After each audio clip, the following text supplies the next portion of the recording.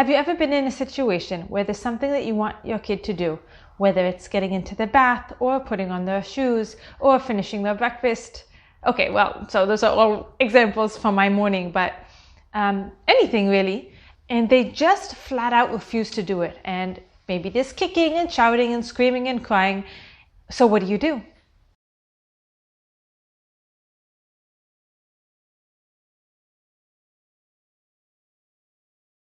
Hi everyone, I'm Davida from The Well of Being. Thank you so much for joining me on my journey towards greater clarity and connection.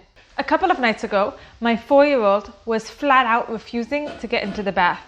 And they'd made a bonfire in this kindergarten. They're really cool like that.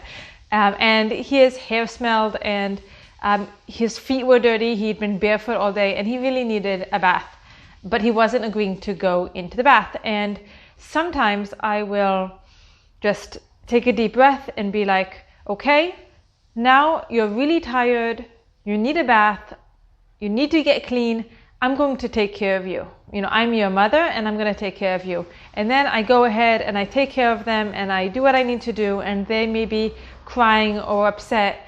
And in the end of that, it's really, I wash them off quickly, wrap them up in a towel, hold them, tell them how much I love them, and then they fall asleep in a second. And that's one way to go.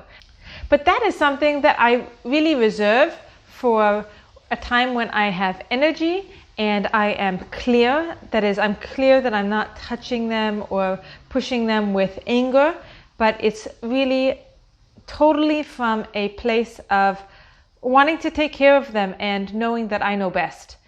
And for that, I need to have energy and clarity, and for it to be important enough, in my opinion, for me to step in like that.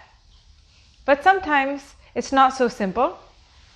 No, I don't know if that's simple, but sometimes it's different, especially as they get older and the things that I want them to do may be more abstract. For example, there may be a babysitter coming over and they don't want to have a babysitter. They want to come with me, and I'm going out to a friend's birthday party and I want them to stay home. And I can't exactly apply that approach to something like that because I'm not there. So something that I find to be really helpful is to make it their choice. And there's an interesting thing about choices, which is that there are often times when we think that we are left without a choice, but that's never actually the case. It's really a matter of us not liking any of the options that are available to us. So sometimes we'll do something and we'll be like, oh, you know what, I have no choice, I guess I'll do that. But that's not the case. There's always a choice. And it may be a very narrow choice, and it may actually really just boil down to the way in which you do the thing that you have to do. But in this example with my son and not wanting to get into the bath, I made it into a choice for him. I had promised the kids that after we do baths and cleanup that they could watch some TV. And I'm pretty stingy with screen time.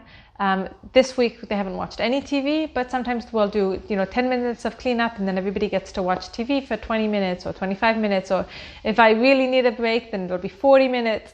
But it's a real treat for them and they're not expecting that.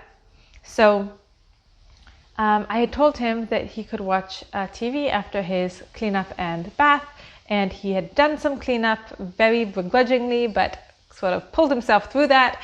And now he wasn't getting into the bath.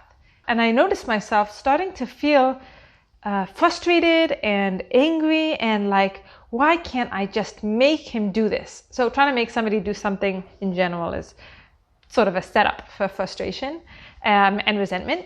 But in this case, I thought, okay, so I'm going to put the ball in his court. And I said, Shaked, you can take a bath and then watch TV. That's one of your options. And your other option is to not take a bath and not watch TV. And that's okay. You can choose that, but it's your choice. He came back at me. He said,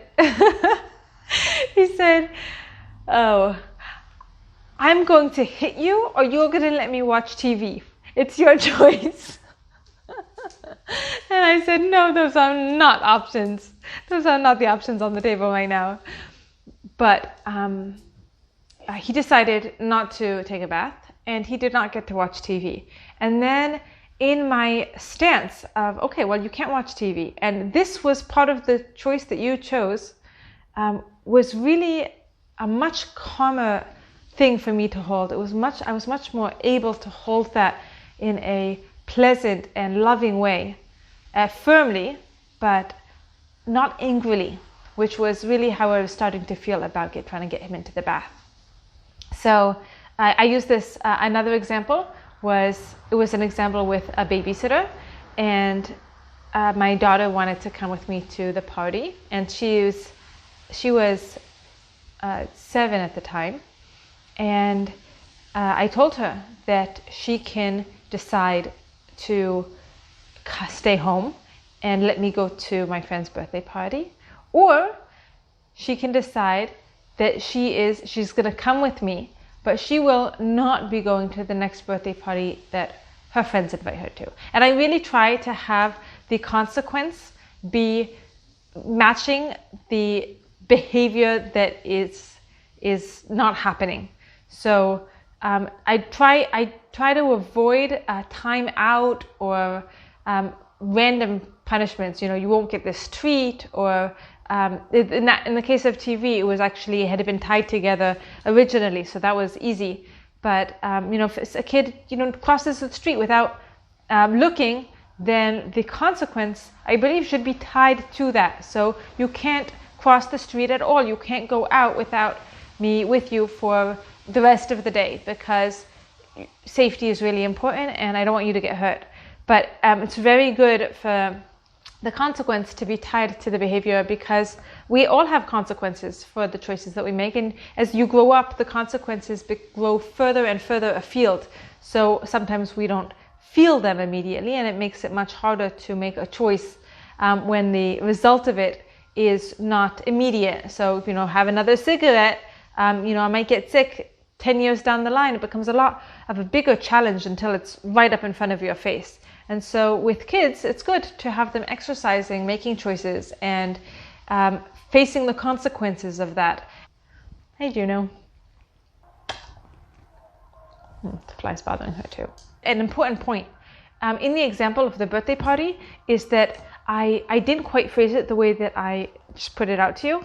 I made the thing that I wanted her to choose be listening to Ima, so listening to me. And that was the value that I was holding, and that was the thing that I was asking her to choose. You can choose either listening to Ima and staying at home, or you can choose staying at home the next time you're invited to a birthday party. And then I put the value that I'm trying to teach her right in the center, because the value isn't to stay home with the babysitter. The value is to listen to her mother. And that is really what I wanted to bring home. But I made the consequence on the other side, the other choice, be about something that was connected to the issue at hand. It was pretty incredible for me to see her sitting there, and now I had really released a lot of the tension that I was holding, because I wasn't trying to make her do anything anymore.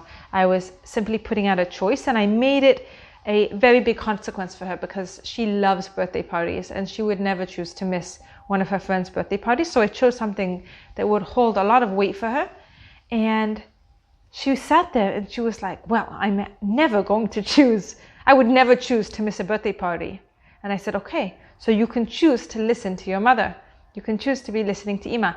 And I was really trying to bring home that choice. So I don't think I will get it to go my way every time. Certainly, like for the example of the bath, it didn't go, the way I would have liked the evening to go. But I was able to help myself out of that really difficult situation of trying to make somebody else do something that they don't want to do. I hope that was interesting to you, or even helpful. If you like that idea, please give a like to the video and subscribe to my channel. I am uploading a video each week, and it's always about personal growth and trying to find greater connection and clarity, and trying to live our lives with courage and consciousness. There's lots of C's there. So thank you so much for listening, and I would love to hear from you in the comments below. I will make sure to get back to each and every one of you. Thanks.